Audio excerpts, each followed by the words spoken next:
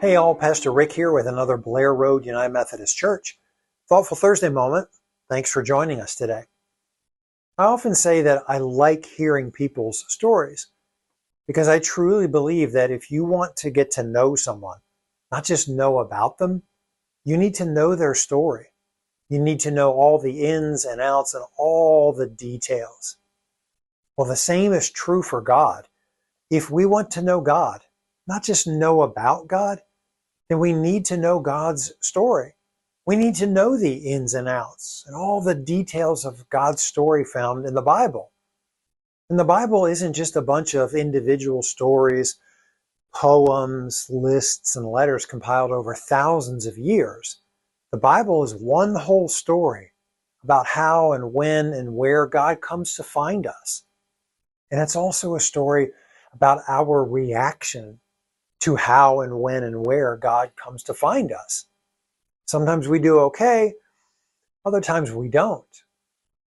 And through it all, God never gives up on us, no matter how far we might veer off course away from God's life-giving ways. But today's a special Thursday because it's July 4th. It's Independence Day. And today is our nation's 248th birthday.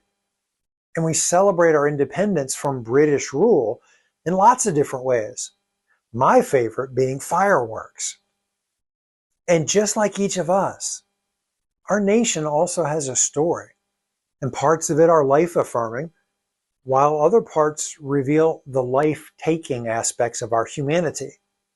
And I want to encourage us to know our nation's story, all of it. I mean, let's not try to embellish or hide from our history or gloss over the parts that make us uncomfortable. Because the way we grow and mature and flourish as people is to learn from our history so that we do things that benefit the common good of humanity. And that's the same with the Bible, God's story. There are some incredibly uplifting, encouraging, poignant, and memorable parts. And yes, there are also some challenging and very uncomfortable parts in God's story as well. But we can't skip over these parts just because we don't understand them or they make us uncomfortable. God wants us to know God's whole story of how and when and where God comes to find us. And learning about God's story is something we don't need to do all by ourselves.